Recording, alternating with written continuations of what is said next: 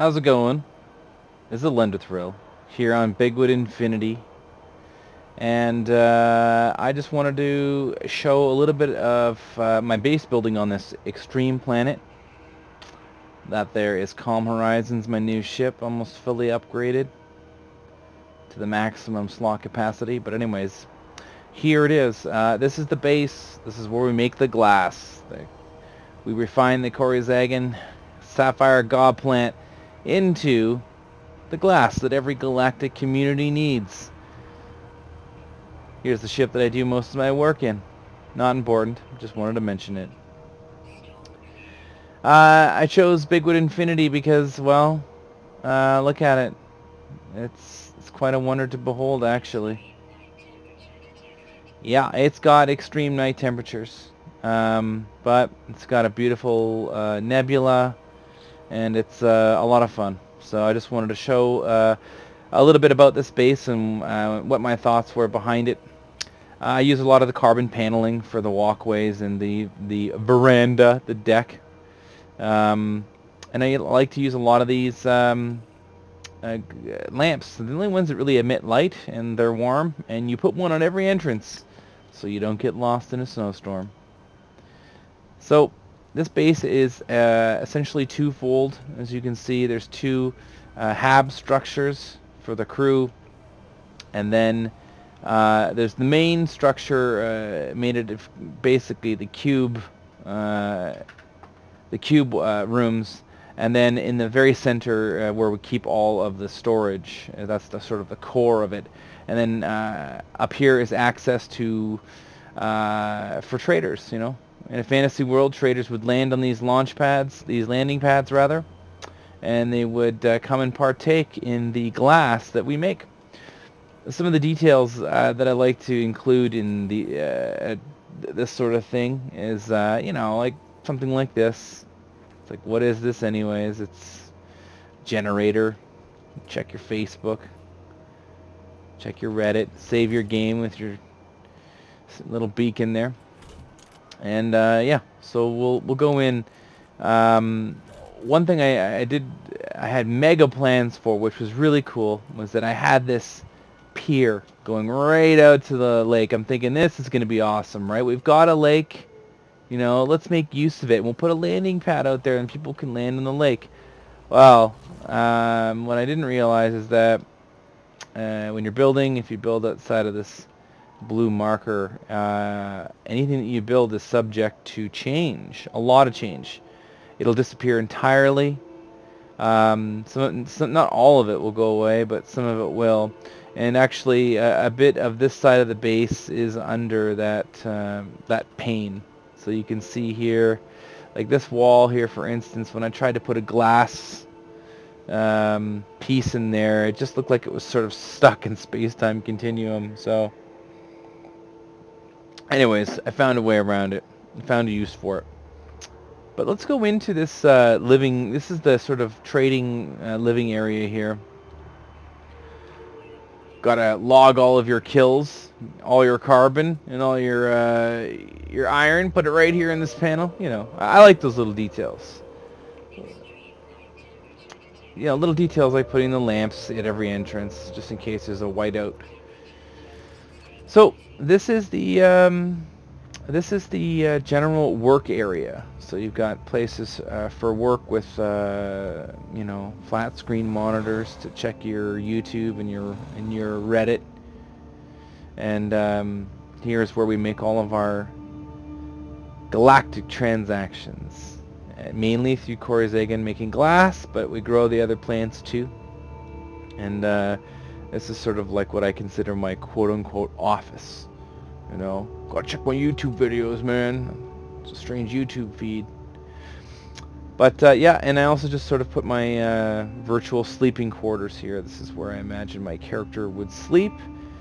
And this is the recreation area. People eat and watch the gladiatorial Viking fights and get ripped on Graga, the screaming gas. This is where I store my socks. Again, these warm lamps, you can only have 30 per base, and I think I know why. They're the only ones that really throw off light. The other lamps, the stand-up ones, they That's not a lot of light. It's sort of just like, I don't know, it doesn't really illuminate anything here. So, the foundation is, like I said, all based on storage, as it should be in a game like this. So, I made these ones red to sort of reflect the red nature of this room. And through here, we've got some weapons here. And up here is where our traders might land if they wanted to buy some glass. But anyways, we'll just take a look at the other side of the station here first. Here, these ones are just sort of all green to indicate that we're growing some green plants over here. And yeah, you know, based on my needs, I'll grow a little bit of whatever. A lot of Temerium happening because Spidodium is totally, pardon me, maxed out. And the rest, just a little bit. Nothing huge.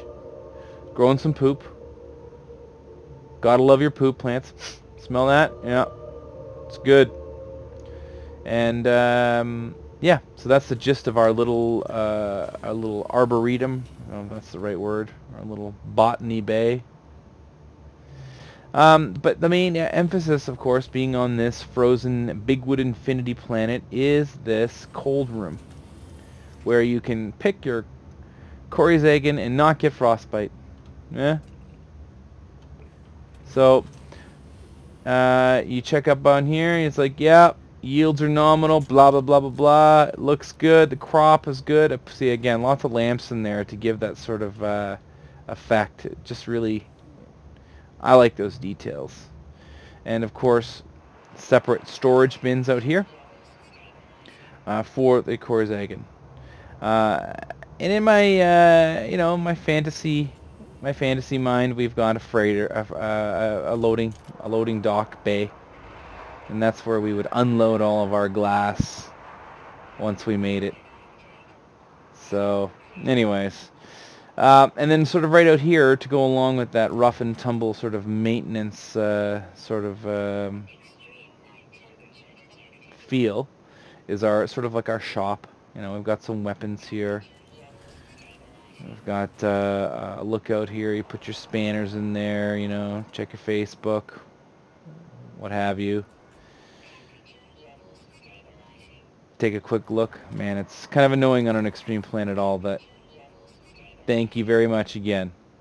But I do try to build this with, you know, little details to make it feel a little bit more realistic, right? This is what I imagine our station fuel would be like. You know, our fuel tanks, and you can monitor your fuel feeds here and check your Facebook and like all the comments and go back to work.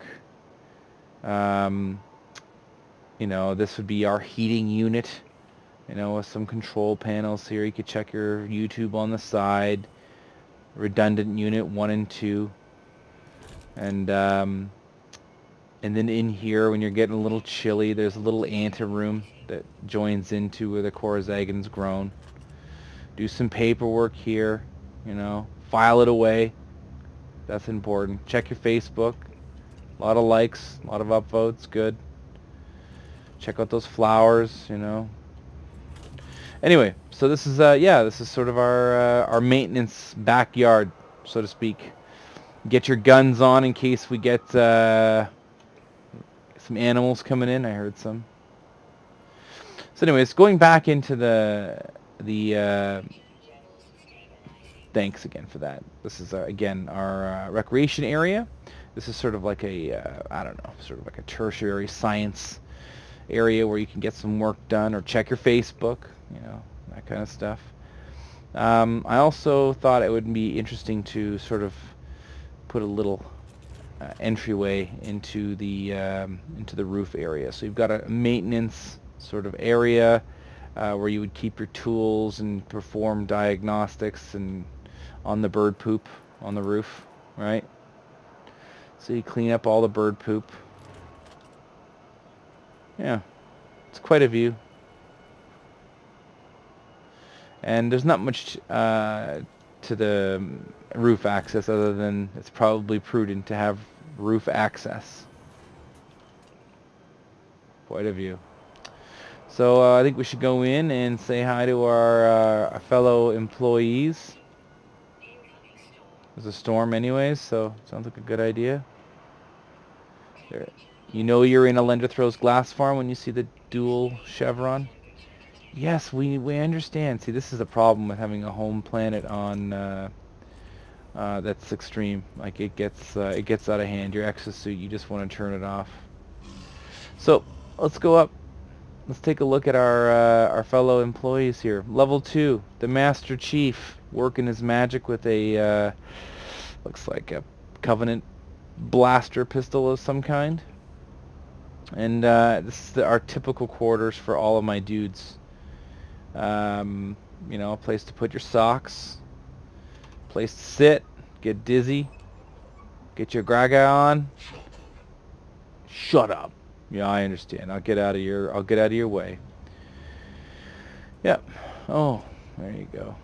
All right. So, up here we've got our wonderful science dude doing some science stuff, checking out his Android Nexus. You know, making sure all his social media feeds are up to speed. Yeah, I see some downvotes there.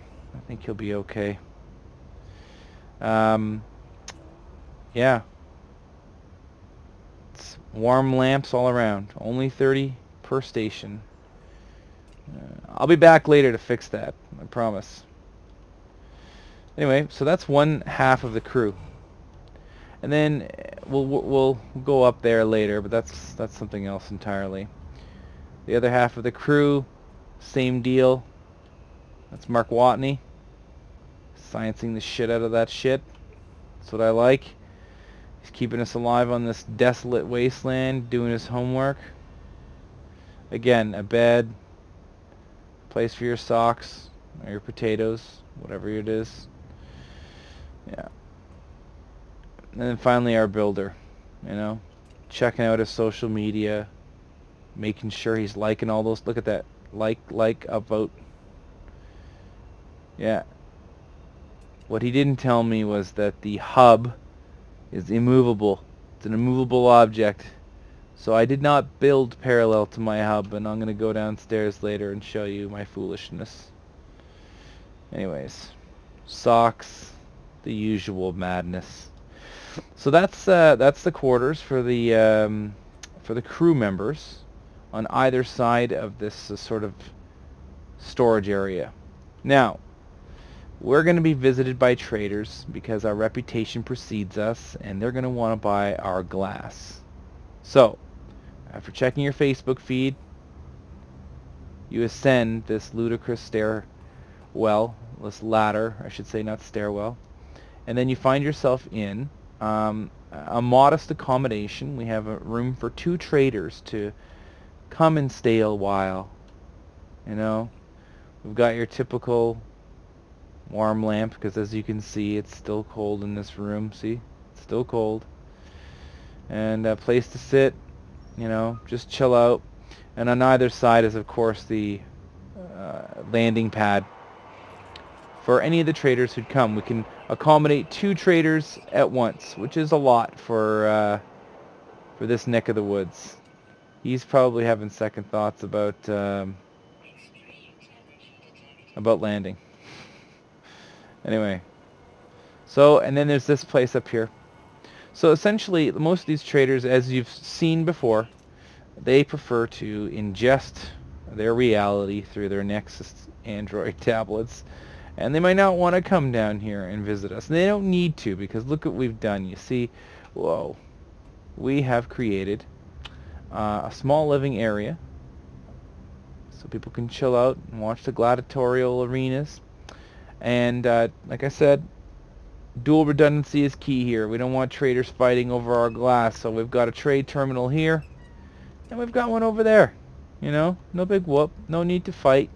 You can buy your glass, you can sell your goods, albumin, pearls, whatever. Check your Facebook, check your Imager,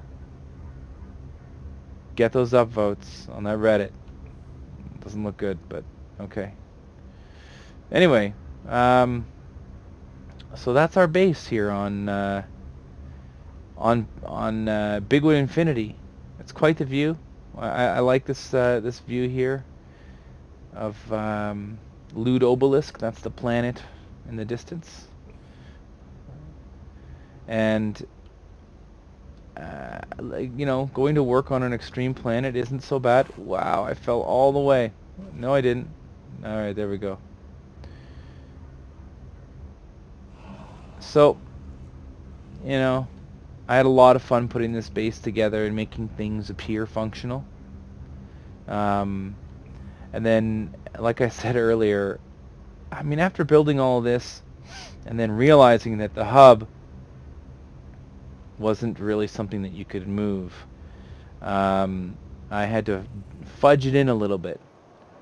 So if we go outside here, you'll see right here that there's a bit of a discrepancy in the height of this.